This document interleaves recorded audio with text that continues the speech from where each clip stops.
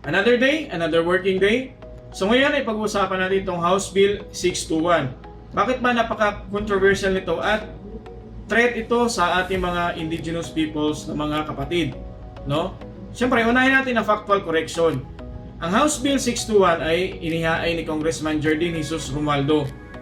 Ngayon, para maintindihan ang tunay na implikasyon nito, ito lang naman ay ayon sa aking pananaw, ayon sa aking opinion.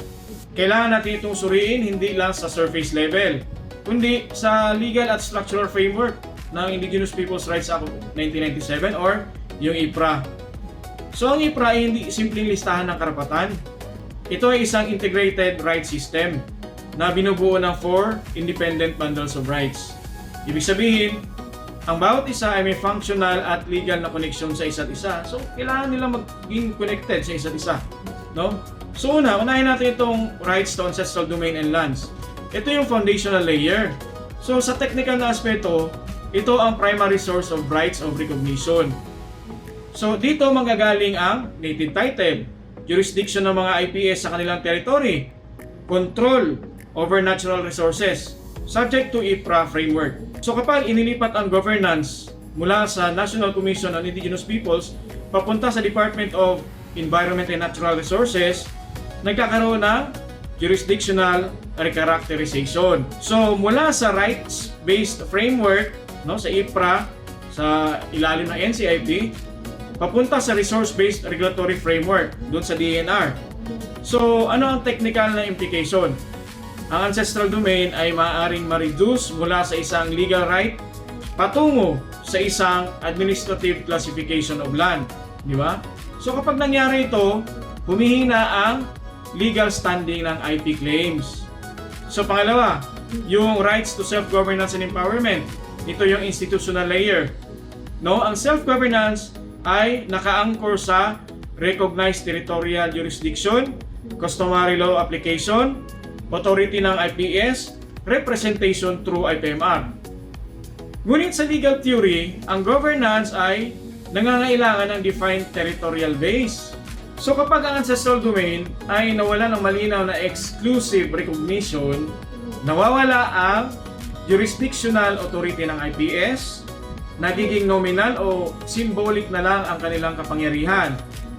Ang IPMR ay mawawala ng substantive constituency power. Anong technical na implication? Nagkakaroon ng institutional erosion. Nandyan pa ang structures pero wala na silang enforceable authority. Useless.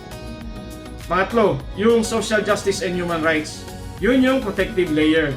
Ang bundle na ito ay nakadepende sa enforceable land rights, recognition ng IP identity linked to territory, legal remedies against intrusion and exploitation. Kung ang ancestral domain ay hindi na malinaw ang legal protection, humihina ang claim to prior rights. Nagiging mas mahina ang laban sa land conversion, resource extraction, and displacement. So, ano naman ang technical implication nito? Nagkakaroon ng rights dilution. Ang karapatan ay mananatili sa batas pero mahina ang enforceability sa actual na disputes. Di ba? So, pang-apat, proceed tayo dito sa rights to cultural integrity. Ito yung existential layer.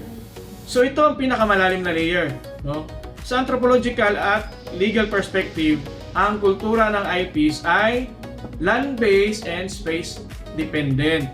Kasama dito ang sacred rights, ritual spaces, traditional resource use, oral history, tied to geography.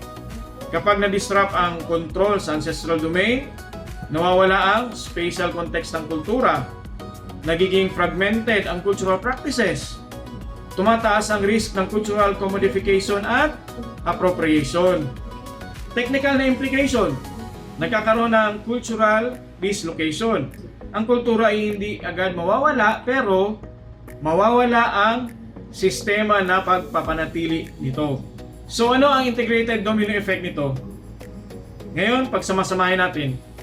Kapag ang foundational layer, yung ancestral domain ay humina, bumabagsak ang institutional layer, yung self-governance.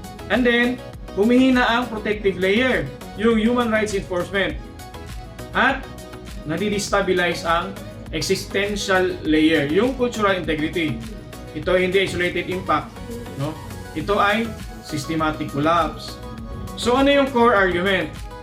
Sa legal na pananaw, ang Indigenous Peoples' Rights Act of 1997 ay maaaring manatili sa papel, pero kapag nawala na enforceable land rights, humina ang governance structures, nawala ang effective protection mechanism, at na-degrade ang cultural systems, ang batas ay mawawala ng operative effect. At kapag ang isang batas ay wala ng operative effect, ito ay maituturing na functionally abolished. Hindi man sa teksto, kundi sa implementasyon. Kaya para sa akin, ang House Bill 621 ay hindi lang restructuring. Ito ay isang structural shift na maaaring magdulot ng deconstruction ng buong IPRA framework. At kapag ang isang integrated rights system ay nabasag, ang resulta ay hindi lang policy change, kundi pagkawala ng isang buong sistema ng pagkilala, proteksyon, at katarungan para sa mga katutubong mamamayan. So ano ang mangyayari sa ancestral domain sa ilalim ng House Bill 621? Abangan ng part 2. Ako si Jake Dawang, at your service.